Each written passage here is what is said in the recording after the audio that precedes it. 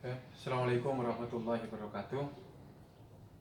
Pertemuan sekarang ini kita akan bicara tentang dua hal sekaligus, yaitu tujuan dan manfaat penelitian. Kemarin di pertemuan sebelumnya kita sudah bicara, Anda sudah menyusun tentang pokok dan rumusan masalah. Nah, pada kesempatan ini Anda sudah mampu menyusun tujuan penelitian dan juga manfaat penelitian.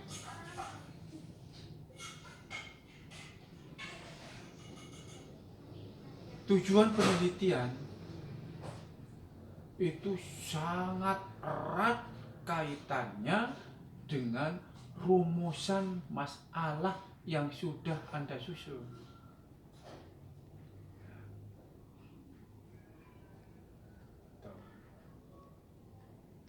Istilah kerennya itu adalah rumusan. Tujuan penelitian harus sinkron dengan rumusan masalahnya. Kemudian juga kita akan bicara tentang manfaat penelitian. Kalau bicara manfaat, itu sebenarnya manfaat setelah penelitian itu dilakukan. Apa sih kegunaannya? Baik itu secara teoritis, dalam arti untuk pengembangan keilmuan,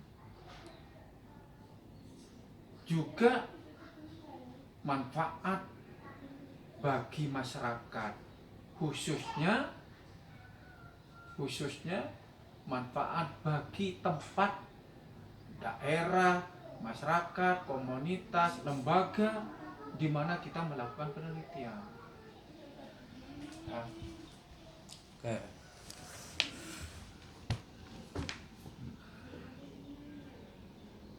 Kita mulai. Ini ya.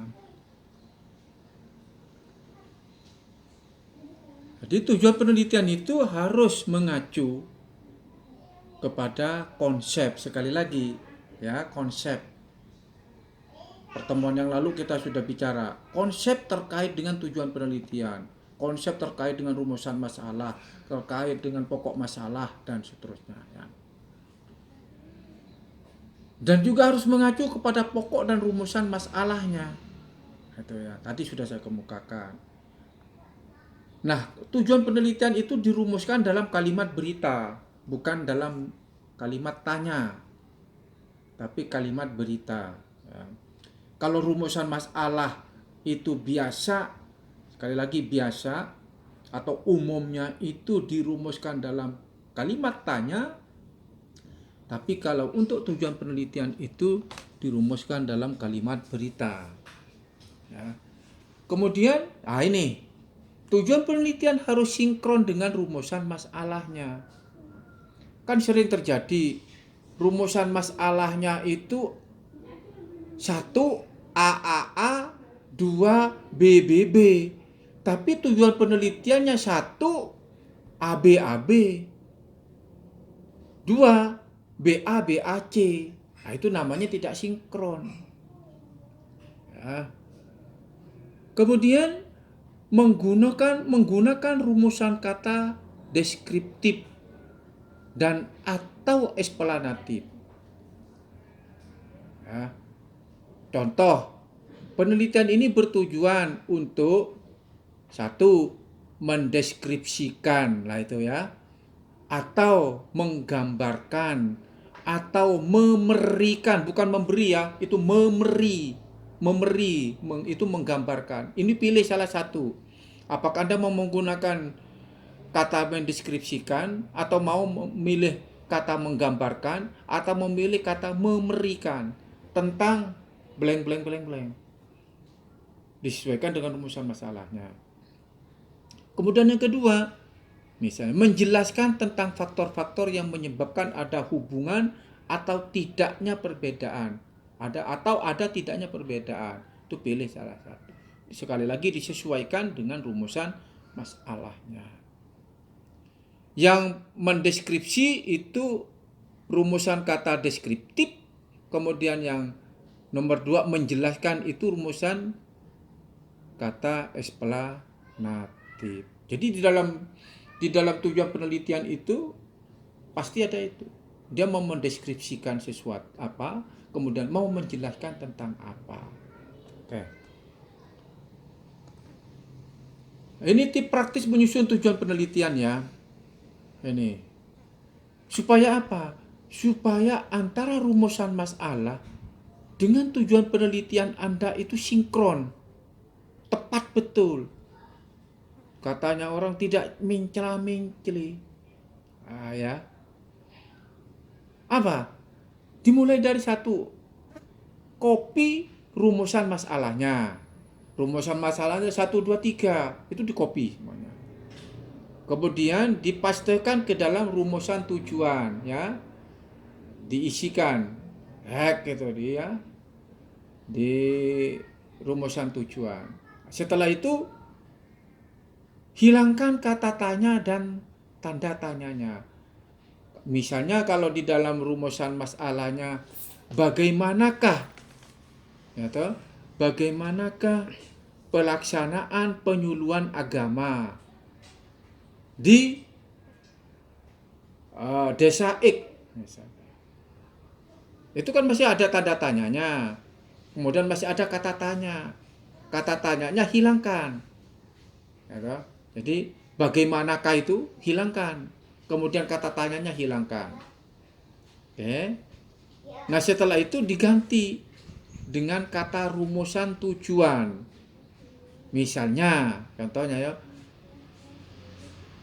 untuk memberikan atau menggambarkan tentang penyuluhan agama yang ada di desa X.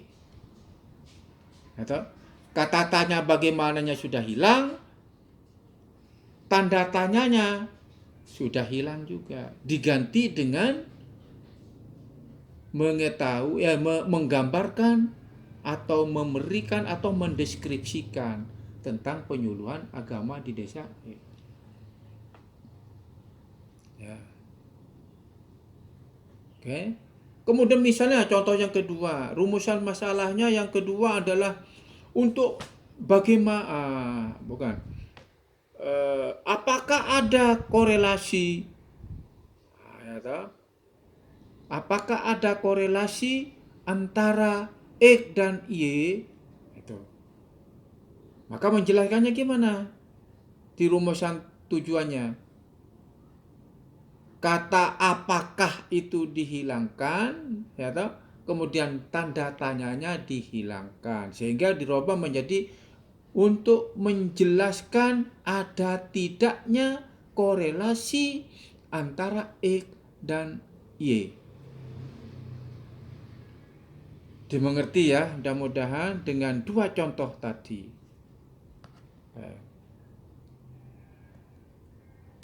Ini nanti sebagai penjelas sebagaimana yang sudah saya kemukakan tadi ya. Sekarang ini ada contoh-contoh ya. Ini memberikan, mendeskripsi, memahami atau menjelaskan ya seperti ini.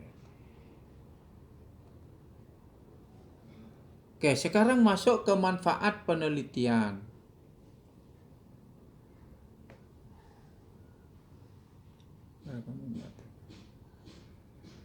Ketika bicara manfaat penelitian, ada dua manfaat penelitian. Ya. Satu manfaat teoritik, yang kedua manfaat praktis. Ya. Mungkin lebih cocok manfaat teoritis, bukan pakai K. Ini, ya ini diralat ini, manfaat teoritis dan manfaat praktis. Nah, apa yang dimaksud dengan manfaat teoritis? Yaitu manfaat bagi ilmu tertentu. Ya, ilmu tertentu, jurusan tertentu. Ya. Jadi manfaat teoritis itu manfaat penelitian Anda bagi pengembangan ilmu, pengembangan teori-teori. Ya. Sedangkan manfaat praktis itu manfaat bagi pembangunan, bagi masyarakat yang diteliti oleh Anda, bagi lembaga dakwah, lembaga penyuluh agama, lembaga konseling atau bimbingan konseling yang Anda teliti. Itu manfaat praktis. Jangan salah kebolak-balik maksud saya. Manfaat teoritis isinya manfaat praktis, sedangkan manfaat praktis berisi teoritis. Ingat ya. Sekali lagi, manfaat teoritis itu manfaat bagi pengembangan ilmu, pengembangan disiplin ilmu, pengembangan teori tertentu. Apakah bermanfaat bagi pengembangan ilmu komunikasi, psikologi komunikasi, misalnya kan, atau pada bimbingan konseling, ya, atau konseling spiritual, misalnya. Itu manfaat teoritis. Sedangkan manfaat praktis sekali lagi manfaat bagi orang. Bagi siapa? Bagi orang, kelompok orang, lembaga, komunitas, masyarakat, atau sekolah di mana Anda melakukan penelitian. Oke ya. Yang berikutnya adalah nih.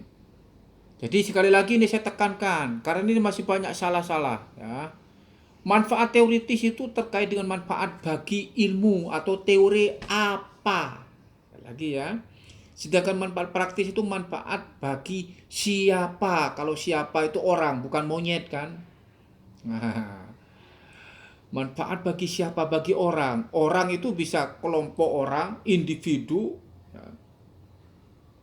Bagi lembaga tertentu, sekolah, ya, masyarakat, mana? Ya. Oke, ini contoh-contohnya manfaat teoritis, manfaat bagi teori dalam ilmu sosiologi agama, ya. Maka dalam kerangka teori nantinya itu harus dijelaskan teori-teori dari perspektif sosiologi agama, misalnya kan. Kalau misalnya ini berguna bagi ilmu bimbingan dan konseling sekolah misalnya, maka nanti di dalam teori-teorinya, dalam kerangka teori, ya, maka Anda harus menjelaskannya bimbingan dan konseling itu. Oke. Contoh ini ya, di dalam penulisan, contoh penulisan manfaat penelitian. Secara praktis hasil penelitian ini dapat dijadikan sebagai bahan pertimbangan bagi penyuluh atau lembaga Islam, pengelola media dalam meningkatkan atau membina dalam meningkatkan siaran keagamaannya, dalam meningkatkan kegiatan penyuluhan keagamaannya. Ya. Ini kira-kira apa yang pertama ini? Masuk manfaat praktis atau manfaat teoritis? Manfaat praktis otomatis. Nah, berikutnya adapun secara teoritis, penelitian ini dapat bermanfaat dalam pengembangan teori yang berkaitan dengan ilmu apa? Tadi sudah dijelaskan. Ilmu bimbingan konseling sekolah, atau ilmu psikologi agama, atau komunikasi massa, atau ilmu komunikasi, dan seterusnya. Oke. Ini bagaimana manfaat penelitian itu, ada kaitan antara manfaat penelitian dengan jenis penelitiannya. Atau dari segi tempatnya, dari segi tempatnya tadi ada penelitian lapangan, ada penelitian pustaka, ada penelitian laboratorium. Pertemuan kedua kita sudah menyinggung ini. Ya. Nah, penelitian lapangan, kalau Anda penelitian lapangan, jadi melakukan penelitian di sekolah, gitu, di lembaga tertentu, di masyarakat, itu harus ada manfaat teoritis dan manfaat praktisnya. Sedangkan penelitian pustaka cukup manfaat teoritis saja. Kalau penelitian laboratorium, manfaat teoretik dan manfaat praktis. Ya. Oke, ini contoh ya penulisan manfaat penelitian ya. Oke. Ya, ini juga contoh yang kedua.